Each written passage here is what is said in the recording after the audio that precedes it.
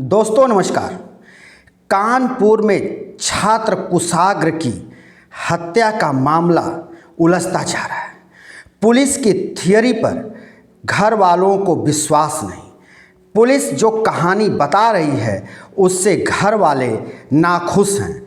घर वाले इस बात से भी चिंतित हैं कि पुलिस जो तफ्तीश आगे बढ़ा रही है वो जिस एंगल से इस मामले को सुलझाना चाहती है वो मामला सुलझाने वाला नहीं बल्कि और उलझाने वाला है।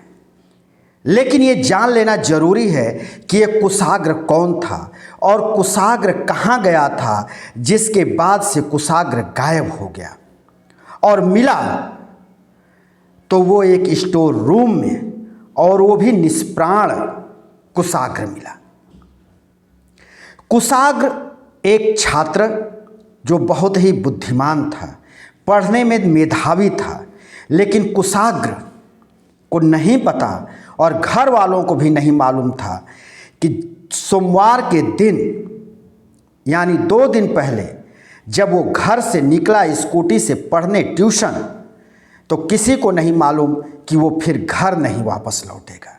जी, कानपुर का कुशाग्र 7 साल से एक अध्यापिका, एक टीचर के घर पढ़ने जाता था और वहीं वो पढ़ने के लिए निकला था सोमवार को भी अपनी स्कूटी से।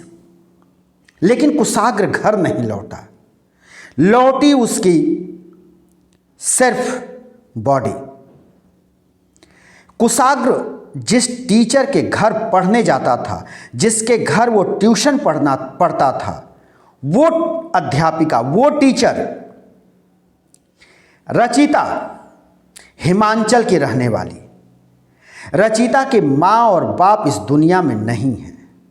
रचिता वर्षों से कानपुर में रहकर बच्चों को ट्यूशन पढ़ाती, किसी एक प्राइवेट स्कूल की अध्यापिका भी थी।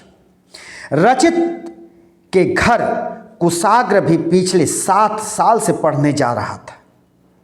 16 साल का कुशाग्र इसी क्रम में सोमवार को भी अपनी अध्यापिका रचिता के घर पढ़ने गया, लेकिन वो देर शाम तक, रात तक वो घर वापस नहीं लौटा।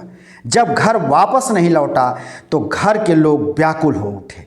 परिजन उसकी खोजबीन करने लगे, अपने रिश्तेदारों के यहाँ, अपने जान परिचितों के यहाँ और कुशाग्र के मित्रों के घर खोज उसकी शुरू कर दी, लेकिन कुशाग्र का पता नहीं चला।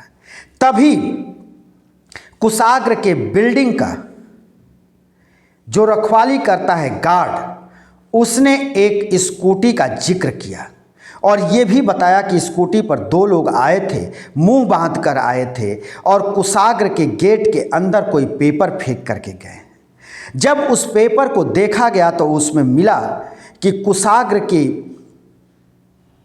फिरौती के लिए 30 लाख रुपए की मांग की गई है और साथ ही ये भी कहा गया है कि अगर कुशाग्र की इस तरह की कोई जानकारी पुलिस को दी जाएगी तो कुशाग्र की जान चली जाएगी। अब घबराए परिजन पुलिस के भी संपर्क में गए और अपनी खोजबीन तेज कर दी। तभी सीसीटीवी कैमरे से ये पता चला कि जिस स्कूटी से वो दोनों युवक आए थे, उस स्कूटी की जो बारे में बताया गया और स्कूटी का जो नंबर निकल करके आया, वो स्कूटी उसी अध्यापिका, उसी टीचर रचिता की ही स्कूटी वो थी जिस पर वो दोनों युवक आए थे और वो कागज़ फेंक करके गए थे फिरौती का। उस स्कूटी के ही नंबर को देखते हुए पुलिस ने अपनी तफ्तीश आगे बढ़ाई और पुलिस ने कुछ ही देर में रचिता को और उस दोनों युवकों को पुलिस ने दबोच लिया। पुलिस जब कड़ाई से पूछताछ की तो पहले तो ये तीनों पुलिस को बरगलाते रहे, लेकिन जब पुलिसिया हथकंडा अपनाई गई तो तीनों टूट गए और उनके निशानदेही पर एक स्टोर रूम, छोटे से एक स्टोर रूम के अंदर कुशाग्र का शव मिला। कुशाग्र के शव को रजाई गद्दों से ढक दिया गया था। वहाँ रस्सी मिली।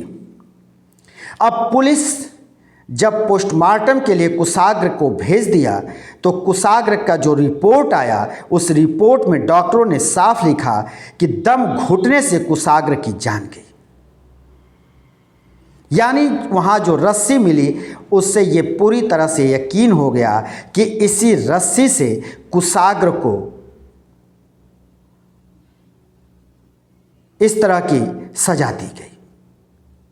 अब ये तीनों पुलिस के हिरासत में हैं। तीनों से पुलिस रिमांड पर लेकर और आगे की पूछताछ कर रही है, जिससे ये सारी हकीकत पता करें चले। लेकिन पहली बात जो पुलिस के थियरी में आई उसमें यही आया कि फिरौती के लिए रचिता और उसका मित्र, जो मुख्य आरोपी है प्रभात शुक्ला, ये दोनों मिलकर के कुशाग्र की हत्या कर दी, क्योंकि कुशाग्र की गुमशुदगी के बारे में पुलिस को पता चल गया था और इन दोनों ने कुशाग्र की जान ले ली। लेकिन अब दूसरे दिन जो पुलिस की थियरी सामने आई है वो चौंकाने वाली है, जिससे कुशाग्र के परिजन हतप्रभ हैं कि ये कहाँ से ये थ्योरी आ गई, और पुलिस के थियरी पर उनको किसी तरह का कोई यकीन नहीं है। अब पुलिस ये कह रही है कि जो मुख्य आरोपी है प्रभात शुक्ला, वो पूछताछ में ये कबूल किया है कि रचिता से उसकी दोस्ती थी, लेकिन रचिता का कुशाग्र के घर आना जाना उसको पसंद नहीं था। कुशाग्र के साथ भी कभी कभी वो बाजार जाती थी, जो उसको नागवार गुजरता था। और कहीं न कहीं प्रभात शुक्ला को ये बात का अंदेशा हो गया। इस बात से वो कहीं न कहीं उसके मन में ये बात चलने लगी कि रचिता अब कुशाग्र के साथ अपनी दोस्ती आगे बढ़ा रही है। यानी वो 16 साल के छात्र पर संदेह करने लगा, रचिता का दोस्त प्रभात, और प्रभात ने इसी वजह से अपने मित्र के साथ मिलकर कुशाग्र की जान ले ली, गला घोट दिया। इस बात की अब जानकारी पुलिस दे रही है, जिसको लेकर कुशाग्र के परिजन और पिता सवाल उठा रहे हैं कि ये जो पुलिस की अब थियरी आ रही है ये उचित नहीं है, ये ठीक नहीं है। और उनका कहना है कि कुशाग्र की जो दोषी है वो रचिता है, लेकिन पुलिस इस मामले की थियरी कुछ ऐसे बनाती। उधर इस बात का भी खुलासा हुआ है कि प्रभात और रचिता के बीच जो चल रहा था वो ये था कि ये दोनों कार खरीदना चाहते थे। प्रभात रचिता को कार दिलाने की बात कहा था इसी दीपावली पर, और दोनों कानपुर छोड़कर हिमाचल शिफ्ट होना चाहते थे। रचिता के पास जो स्कूटी है वो भी किस्त पर है और वो किस्त का भी समय पूरा हो रहा था। तो ये माना जा रहा है कि कार खरीदने और हिमाचल शिफ्ट होने तथा स्कूटी के किस्त की भुगतान के लिए फिरौती को लेकर कुशाग्र की जान ले गई। इस बात को भी बल मिल रहा है, जिसमें कि प्रभात और रचिता की ये तैयारी थी कि आगे हम लोग दीपावली पर कार खरीदेंगे और फिर उसके बाद हिमाचल शिफ्ट हो जाएंगे, कानपुर से चले जाएंगे। ये थियरी कुछ ज़्यादा ही इस सारे मामले को बल देती है कि हो न हो इसी के चलते कुशाग्र की इन सबों ने मिलकर जान ले ली।